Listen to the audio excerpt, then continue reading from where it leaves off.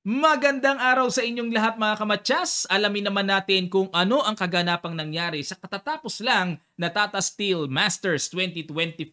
Pero semi-final round muna tayo kasi maganda naganap dito sa bakbakan nila Abdu Satorov and Wei Yi. Nagkaroon po kasi ng apat na tied for first after round number 13. Ang rule dito sa Tata, kailangan yung magta-tied for first maglalaban ng 2 blitz games 3 minutes plus 2 seconds increment ang time control.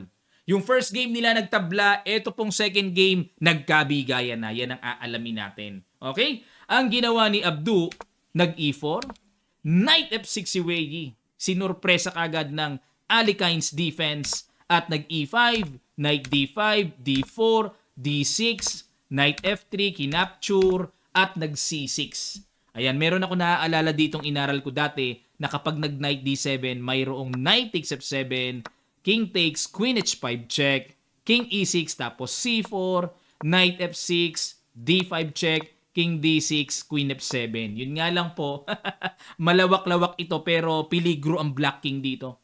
Dapat accurate ang mga bibitawan ng black or else talagang mapapahamak ang black king na naglalakbay sa gitna. Okay? Mahaba pa yan pero lamang ang puti.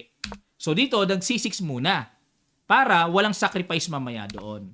Bishop D3, Knight D7. O, di ba? Walang sacrifice kasi depensado na ang Knight.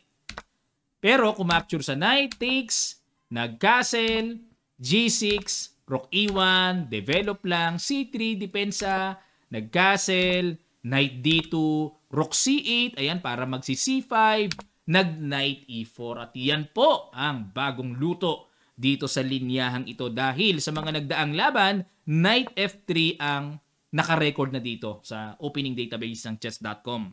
Pero, balik tayo sa bagong luto ni Abdu at nag-Rook E8, Bishop G5, ayan talagang pinoprovoke yung H6. Sige, mag-H6 ka, pinapaganyan talaga eh. Bishop D2, nag-B6 para walang lundag ng Knight sa C5, at nag-Queen C1. Ayan, pasimpleng tira ng Queen C1, may threat dinipensahan at nag-H4. Ang ganda ng H4 para sa akin kasi mag-H5 yan para makalambot ng shield ng Black King at nag-F5. Binulabog na.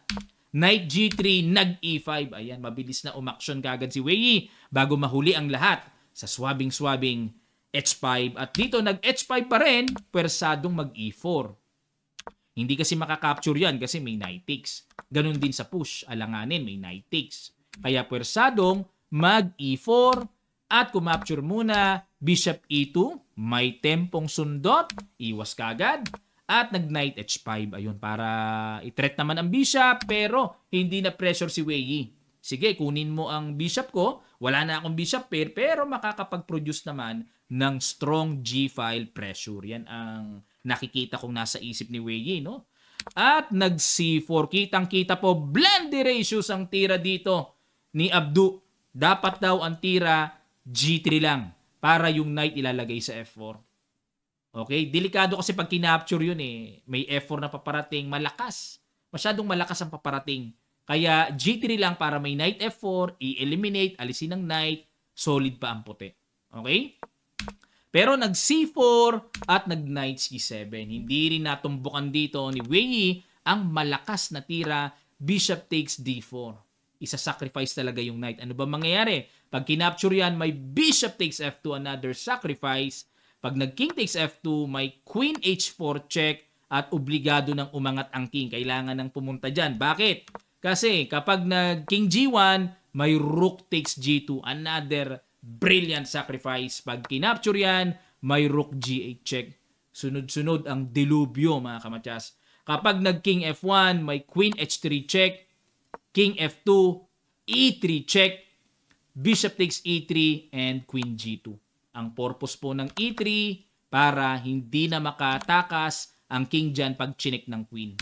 Okupado. Ganda, no? Ang ganda. Medyo mahaba-haba nga lang ang paparating. Kaya dito, pag check King E3, tapos magro-Rook G3 check, pero lamang na rin talaga. Capture, capture, Bishop F3, pwersado kasi pag nag-King D4, may C5, pag nag-King C4, matchas pawn. Napaka-rare niyan. No? Naglakba yung hari. Oh. Kaya dito, bishop f3 and c takes d5. Threat muna ang queen. Mahaba-haba pa yan, etc. etc. Pero siguradong, garantisadong panalo ang black dyan. Naglalakbay na yung king expose eh. Pero, nag-knight c7 dito si Wei Yi at nag-knight takes, rook takes, bishop takes h6, rook g6, bishop f4 at nag-knight e6. Good move. Threat din ang pawn. Nag-queen e3 para may depensa. Queen h4. Ayun. Dito, parang talagang sinadya ni Wei Yi na, okay, nakainan mo ko ng pawns, pero ilang bang pawns ang nakain? 5. Isa lang pala, pawn lang pala, no? Pero kahit na. Yan ang malakas na paparating. Bishop g3, queen f6, threatening f4, nag-bishop e5, good move para may tempo, balik ulit, g3, and nag-queen h3. Nakakailang, nandyan na. Bishop f1, talagang tuloy-tuloy naman dito si Abdu nang tinataboy niya na tinataboy, yan nakakapasok. At nag-queen h5, queen e2. Talagang hinahabol eh. Queen h6, syempre. Nasa attacking side si Wei Yi at 1 pawn down siya. Kailangan niyang pausukin ang position, hindi basta-basta makipag-exchange. Bishop g2, nag-rook si g8, d5. Ayun, na bad move na si Abdu. Dapat daw po ang tira ay queen e3, habulin lang ang queen.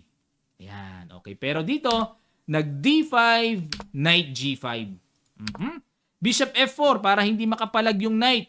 Nakapin nga naman pero bad move na naman. Dapat daw po rook ac1. Yun nga lang, napakakunat ng rook ac1. Dito kahit papaano may ganap eh, no? Pero dito, sinimplihan lang ng check, capture, capture. At dito naniniwala pa rin si Abdu na, sige, nandyan ang mga tore mo, andyan ang queen mo, pero sobrang tibay niyan. Tingnan natin kung matibay. Nag-rook AD1. Nako talaga. Umuulan ng bad moves si Abdu dito. Dapat daw po rook AC1. Grabe, kahapon pa. Pinapatira ng computer engine yan. Pero nag-rook AD1, rook G4. Another Brad X. Dapat daw po ang tira ay rook 8, G7. Nakita ko na threat. King G8, Rook H7, threatening matcha sa H1. Ayun. Medyo ilang tira lang ang gagastusin bago maganap yung pangarap na position na yon. Pero balik tayo dito sa Rook G4, Queen F1, good move, pampaalis kagad. At nag-Queen H5, Bishop C7. Wala na. 5 seconds na lang kasi dito si Abdu eh. Talagang ang dami na nilang inaccuracies. So dito dapat daw po Queen E2. Balik lang. Tapos Queen H3, Queen F1, equal lang, no? Pero, nag-Bishop C7, ayan, dito po, sige, pag-guess ko sa inyo, ano kaya dito ang malakas na hatawang pinakawalan ni Wei Yi, sa ilang sandali lang, tutuloy kagad natin. Start.